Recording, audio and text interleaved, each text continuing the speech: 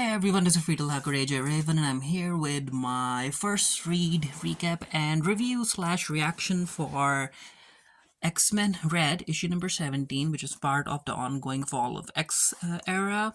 And on top of the cover, you can see that The Marvels is gonna be in theaters November 10. I plan on watching it, but I'm not really sure. Apparently, it's supposed to have an end credit scenes that's like out of this world or something, like totally amazing, but that's gonna leak on Twitter anyway.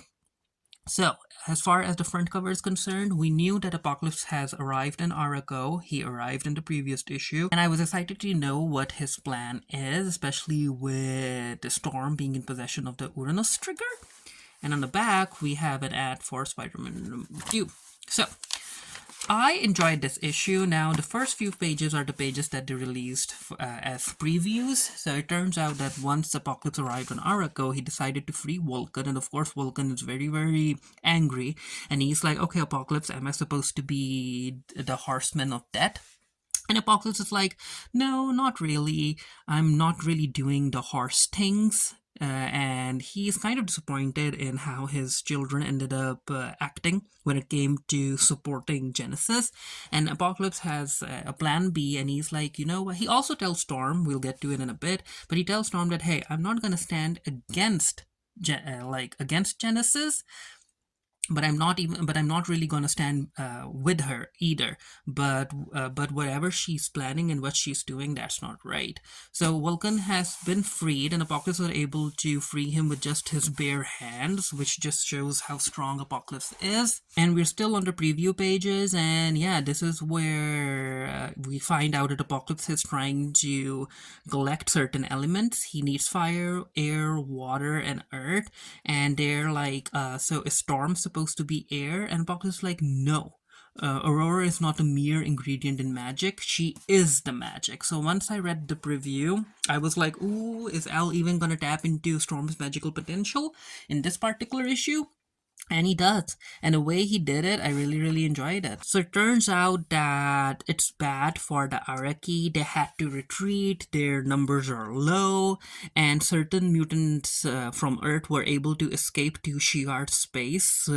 Greg from NASA was able to handle that situation. However, a bunch of the mutants that were teleported from Earth because of Arches over to Arakko, they ended up, of course, participating in the fight, and many of them died too.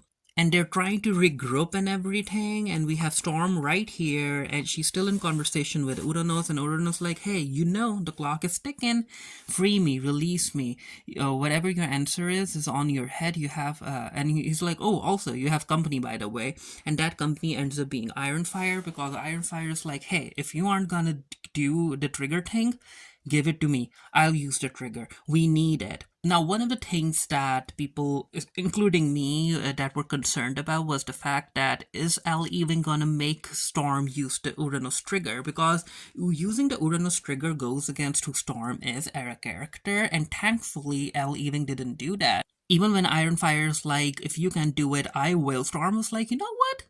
Why not? No one does it.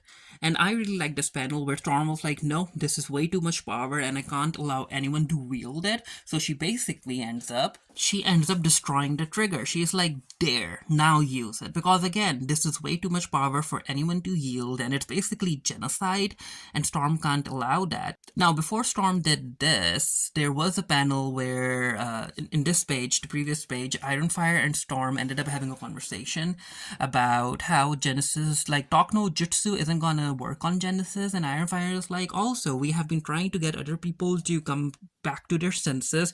We tried it on Sabunar. We tried it on Calderak, we tried it on Pollux. It doesn't matter. It doesn't work. We have to use the trigger. And Storm is like, no, I can't. Understandably, Ironfire is very, very angry, and he's like, you know what, I'm gonna go. So he walks off to face his general on his own, and in the upcoming pages, we basically see him trying to fight the Journal's army on his own, and I'm like, ooh, wow. Boyfriend fight. Also, it turns out that Richard is still alive because the Nova Force kept him alive, even though Pestilence ended up shooting him with her arrow. However, he's in a lot of pain, and basically his mind went into a coma or something, so hopefully he'll get out of it. Apocalypse ended up reaching the camp and he ended up meeting his son, Death. And Apocalypse is kind of impressed with Death. He's like, you know what? Nice to see you on the right side, my son. And Death is like, well, I ended up killing my sister. Are you going to say something? Apocalypse is like, no, everyone learns a lesson and you should keep learning. And this is where Storm is like, okay, Apocalypse, what's up? And Apocalypse is like, well, you know what? I have a plan, but it needs magic, Aurora. It needs you. As Storm and Apocalypse make their way to the magic circle, this is a conversation that I really, really liked, where Storm is like, you know what? Uranus offered me an illusion. He offered me the illusion that even if so many people will die, my hands will be clean. However, the truth is that I can't wash my hands when it comes to having so many people killed. And Storm is like, you know what? If it comes to killing people, I would rather do it myself because then I would know when to stop, right? And Apocalypse is like, well, you know what? That's what we tell ourselves. We get a reveal about who the Earth element is, and it turns out that it's Shiro.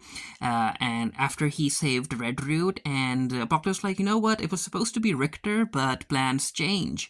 So it's time for them to make the mutant circuit, the mutant connection, with Storm standing in the middle. And it turns out the Storm was needed because Storm's the weather. She's the thing that connects all of the elements together, and Storm is basically, she's just life. She gives life, which, yeah, I want to see that. I want to see more of that. And then we have this amazing panel where basically the characters get a quick flashback and we see Storm in her goddess mode with the Bright Lady behind her. And then she basically prays to the Bright Lady. She's like, Great Mother, Bright Lady of the Earth and Air, hear thy daughter's call. And it's just, like life just pops up. And I really like this panel. I really did. And we cut to Genesis and Sabunar is like, there's something very huge making its way through my oceans. I can feel it. And yeah, he points out, and it turns out that Apocalypse was talking about how everything that was dead is gonna live again. And yeah, using his little magic circle and using Storm as the magic that brought everything together, they ended up creating Korak, a living island. And if you can see one of his eyes, that's Storm right there.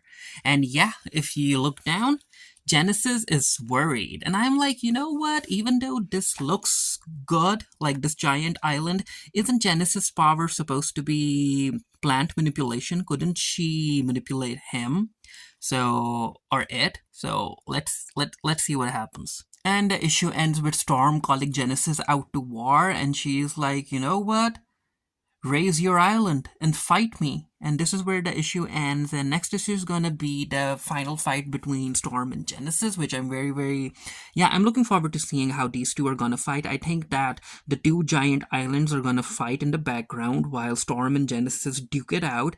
And it's basically gonna be, I think it's gonna be fight on the physical plane between Genesis and Storm, and it's also gonna be some sort of fight in the magical or psyche or the astral plane, because Storm will need to make sure that she doesn't fall under the control of the Annihilation staff. So that's gonna be interesting. But yeah, I enjoyed this particular issue. The magic feat was nice to see. However, I really appreciated Eving when it came to how he handled Storm as a character.